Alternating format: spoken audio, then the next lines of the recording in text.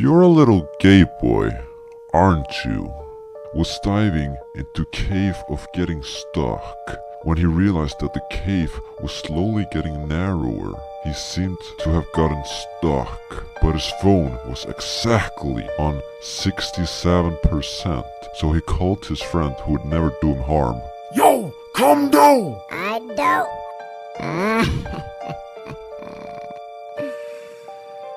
No one would hear you scream.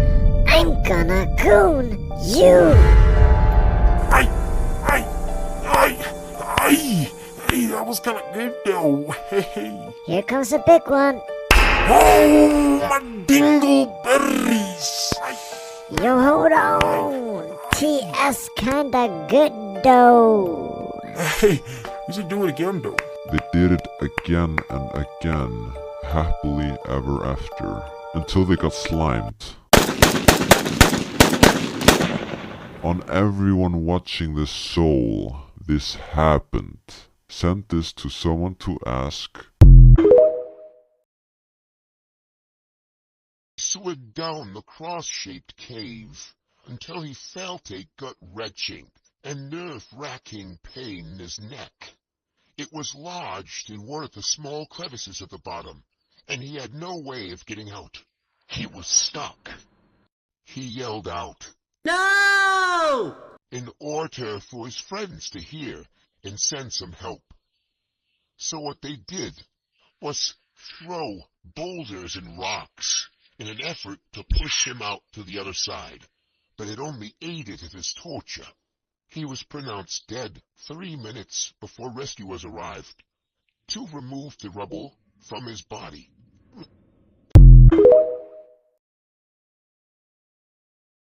He crawled through the narrow turns of the Monkey Tail Cave, before becoming stuck after plummeting into the hole in the turn. Due to his unfortunate position, Jackson began to weep, with each tear beginning to drown him as it pooled up to his head. A snake then began to slither its way up the cave after smelling Jackson and attached it to its foot, thus preventing Jackson from ever hoping to escape his drowning, agonizing death. Harvey crawled through the tight passages before slipping into a cold, freezing lake. Very soon, the freezing cold water turned him frozen into an icicle. Harvey suffered for hours, yelling through the thick ice, but unfortunately no one could hear his screams. Harvey was pronounced dead exactly 3 minutes before rescuers arrived to retrieve his frozen corpse.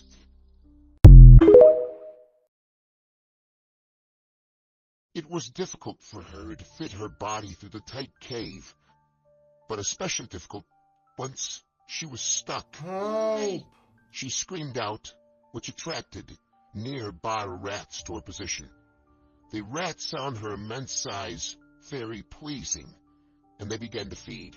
Help me! Her screams rang through the cave terrifyingly, and she was eaten alive. The rats fed on her immense fat. She was pronounced dead exactly 3 minutes before rescuers arrived to her position and extracted only bones. As Caleb explored the impossible dimly lit passages of the Devil's Drop, he slipped. Unfortunately for him, a fall from that height made the water at the end of the cave like concrete. He was broken. He was pronounced dead immediately by a doctor on the scene. There was nothing worth saving. He had began to wiggle his way down the curling cave that was the viper's nest, before finally reaching the end of the nest and realizing his fatal mistake. They struck, injecting venom, and curiously beginning to wiggle their way inside of his body, moving up like a puppet, until, luckily, the man's stomach acid began to dissolve the gaboon vipers. But, unfortunately, he was pronounced dead exactly 4 minutes before rescuers arrived. He began to slide down the steep passageway of Boulder Valley before letting out a cough. This set off 2 boulders to fall towards him, crushing him instantly. The boulders were destroyed on impact, revealing he was reduced to a shape. Luckily, he was pronounced dead on impact 2 minutes before rescuers arrived to retrieve his squished body. The impossibly narrow channels of Satan's Maw Cave was constricting his body ever so tightly, he heard the ground shake. A boulder rushed after him. He was frantic, crawling along, dragging his raw body, scraping across the cave floor. He didn't know what to do. Suddenly, he was struck, sinking deep into the fiery lava. His body flailed painfully. His screams of agony attracted another boulder that propelled him further into the lava. Fortunately for him, he was burned immediately, and as his body flowed upwards, a valuable lesson was learned, but unfortunately, he was pronounced dead 1 minute before rescuers arrived. He swam through the treacherous tunnels of Sharkbite Cove until a raging current tossed him into an unexplored passageway. The ongoing commotion attracted a large shark to his position. Luckily, he was only given a warning bite before being thrown around by the current once more. He managed to swim out before a boulder pushed him back into the unknown area.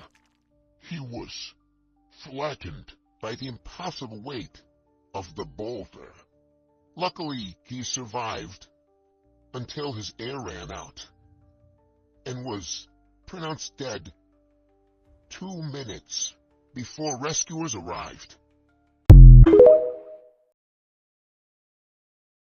While traversing the unbelievably narrow paths of the stalactite trap cave, he fell into a crevice, letting out a yell, which triggered a stalactite to fall in an unfortunate position. The open space made way for boulders to then fall.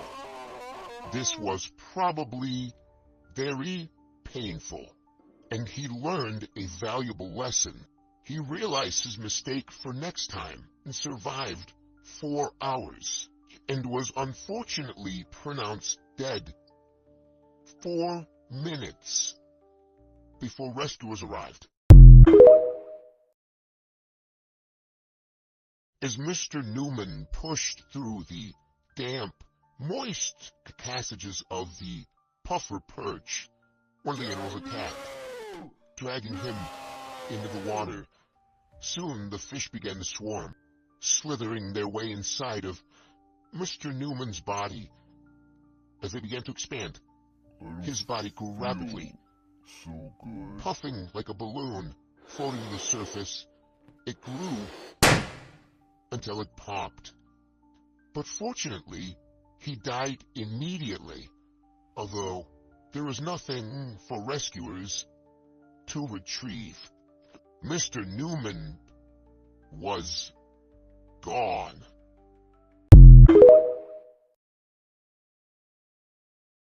He pulled himself through the tightening tunnels until a group of mosquitoes were alerted to his position. No!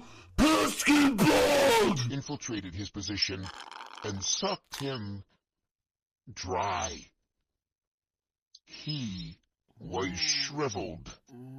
Unfortunately, his cries attracted a wild boulder that crushed him instantly. Fortunately, he died on impact, although rescuers pronounced him dead 3 minutes before they arrived. As Carl explored deeper into the cove, he faced a concerning reality. At that end, he yelled out, Hey! Over here! which attracted an evil crocodile. No. Stay back! Get back now! Chopped down on Carl before thrashing violently in a death roll until it decided it didn't like the taste. Carl's other half was taken before he was pronounced dead exactly 1 minute before rescuers arrived due to insufficient funds. As he began to slide down the bamboo burrow, he suddenly felt very tired. As he laid his head to rest, bamboo began growing around him, surrounding him in a cage. Realizing his situation, he began to pound on the walls of the cage and scream for help. I'm caged! Unfortunately, his screams caused a bamboo shoot to grow in the middle of him. He was impaled. He wailed. It hurts! His screams attracted a boulder to come tunneling towards him. It crushed his head, and unfortunately, his body was only rescued 5 minutes after he was pronounced dead by rescuers. As Matthew crawled across the muddy cave, he eventually found himself at a standstill. Fortunately for him, he found a monkey on the other side. He tossed over a rope and yelled, Hey you! Please help me For cross! a while, they seemed to lock eyes, understand each other, until the monkey yanked the rope, plunging him into the quicksand. At least it can't get any worse than this. Fortunately for him, it could. A stalactite fell from the ceiling of the cave, stopping just inches before his body. Unfortunately for him, the empty way made way for a boulder to fall from the gap. He felt the crushing pain of the boulder, flattening his body. He knew he would not make it long under these conditions. Even so, he still clung to hope, until he was pronounced dead 5 minutes before rescuers arrived at the scene.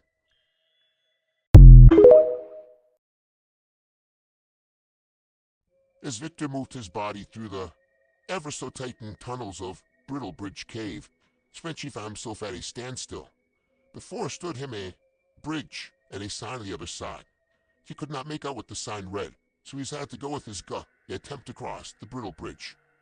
Unfortunately for him, his gut was wrong, and he was sent plummeting to a pit with cobwebs and sticks. Thankfully, he had a rope handy, and he tossed up the rope, not knowing what it might grab above. He clung on to hope, and he felt a tug. Unfortunately for him, a spider grabbed the rope. As he crawled up the rope ever so slightly, he didn't know the horrors that awaited him above. He got to the top of the rope, and he saw the spider. Spider! A boulder felt his fear from the spider. The incredible speed of the boulder had sent his body flying towards the cave's edge, and he was pronounced dead on impact 2 minutes before rescuers had arrived at the scene.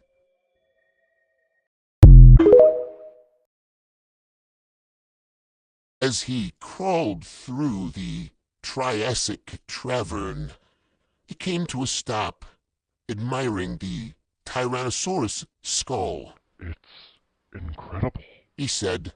Unfortunately, his admiration attracted a boulder to collapse the skull under him. Its jaws clenched and broke, crushing him forever.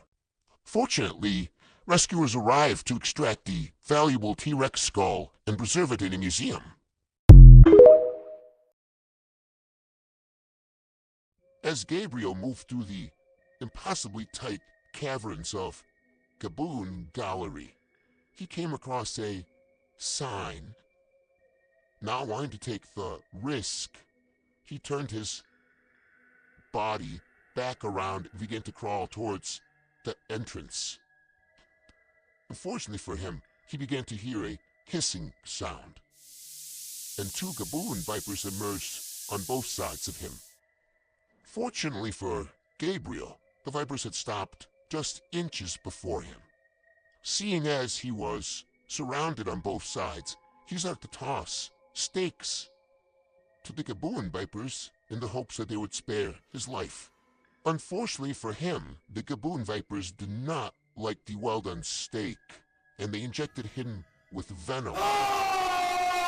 Thankfully, he learned a very important lesson this day, but unfortunately, he was pronounced dead only 2 minutes before rescuers arrived at the scene. As Billy traversed through the bee burrow, he came to a standstill, frozen in fear, after looking up and seeing a honeybee bush. Unfortunately for him, the bees did not like his presence, and unfortunately they came and surrounded him and lifted him to the stalactite. They came to the middle, where he pleaded for his life. Please, let me go. But unfortunately, another bee came, where they lifted him into the stalactite. Thankfully, he drooped down and splattered on the ground. Moaning in fear, he unfortunately attracted 2 boulders, which were crushed on impact, revealing he was reduced to a fine dust. Thankfully, he learned a very important lesson this day, but unfortunately, he was pronounced dead only 5 minutes before rescuers arrived at the scene.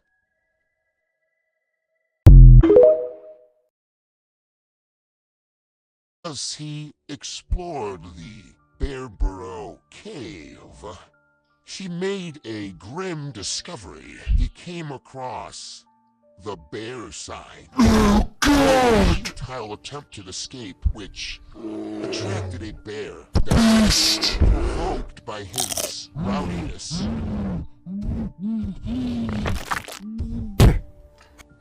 The bear left after playing with the man, but unfortunately his moans of pain made him come back. The bear didn't want to do it, but he gave him another warning. The bear spit him out and retreated back to his burrow. As his corpse slid down, unfortunately, he was pronounced dead exactly 2 seconds before rescuers arrived to retrieve his body. As Ben and Peter crawled through the cave, he came across a burrow, which he decided to rest. Unfortunately for him, his friend sensed that something was wrong. I feel it. Something's wrong. Get out of here. Dude, stop lying, bro. May God open up this cave and turn me into fried chicken if I'm wrong, dude. Unfortunately for him, a fucking boulder came crushing down, stopping inches before his body. See, I fucking told you, dude. Nothing's gonna fucking happen to me. Unfortunately for him, that wasn't true. I fucking told you, dumbass!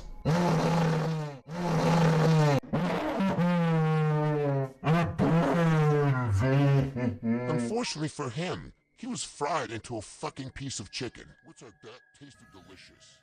Holy shit, I need to get out of here! Unfortunately for him, a boulder blocked his path. Get out of your fucking way! I need to leave! Stay back! Don't get any closer! Fortunately for him, the commotion attracted another boulder, which came hurling at him at the speed of light. Thankfully, they both learned a very important, valuable lesson this day, but unfortunately, they were pronounced dead only 5 minutes before rescuers arrived at the scene. As he advanced through the beautiful passages of Birdie Burrow, he heard a small creature stirring. It sounded hurt. He crawled deeper to investigate, straying away from his intended path. He pulled out a seed to nourish the bird. Here, Birdie. Unfortunately, not only did he find the bird he was looking for, but a flock of bloodthirsty, clever little beasts. They began pecking. That tickles. That hurts! His screams rang through the cave until he was nothing but bones. Fortunately, the tragedy does not end here, as his friend ventured into the cave to rescue his trapped brethren. What? No! The beasts were not finished. They held him suspended in the air. Put me down! Put me down! Put me down! Hey, I got seeds! Almonds! His body was torn to pieces. Due to the dangerous environment, rescuers never arrived. As Michael advanced through the claustrophobic passages of Combustion Cavern, he suddenly found himself at a standstill. The passage was too narrow for him to squeeze his body through, and he became stuck. He yelled, Help me! Unfortunately for him, around this time, flammable gas began to leak into the cavern. He fought desperately to escape his predicament, but to no avail. Fortunately, the cave would then combust. He was annihilated. Fortunately, a lesson was learned today. He tested fate and paid dearly. When rescuers arrived, 1 minute later, they recovered only bones.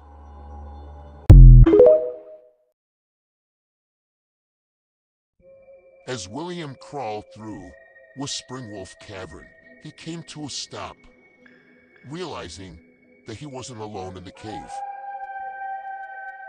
What was that?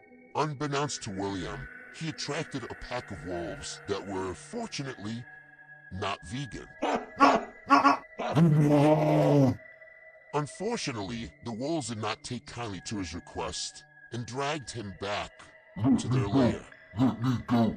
Let me go!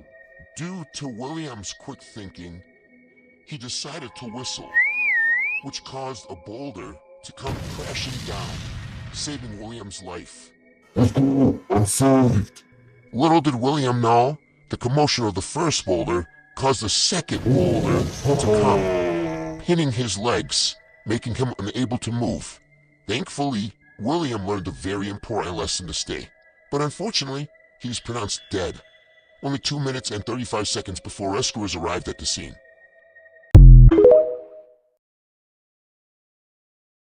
As Henry explored the winding, never-ending passages of Hallucination Hollow, he began to feel a growing sense of unease.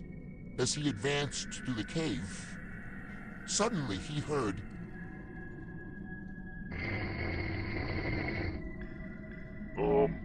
What the fuck was that?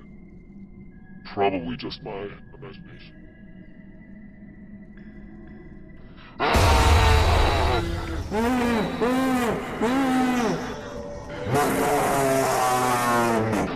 Where the fuck am I?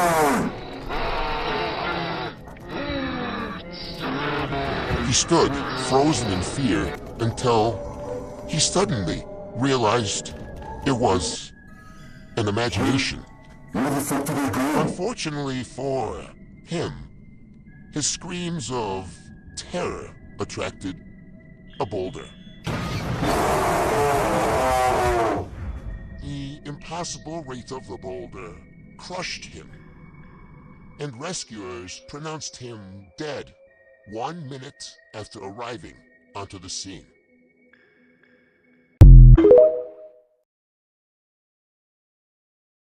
His only food source consisted of spiders that crawled into his mouth off the walls of the cave. Floating hopelessly, days turned into weeks, weeks into months, and months into years, until eventually he got to day 4,998. He began to contemplate hopelessly, until on day 4,999, he made a chilling discovery that he had to log in his notebook. More rocks. Then his shallow breaths began to flurry, and his heart came to a devastating halt.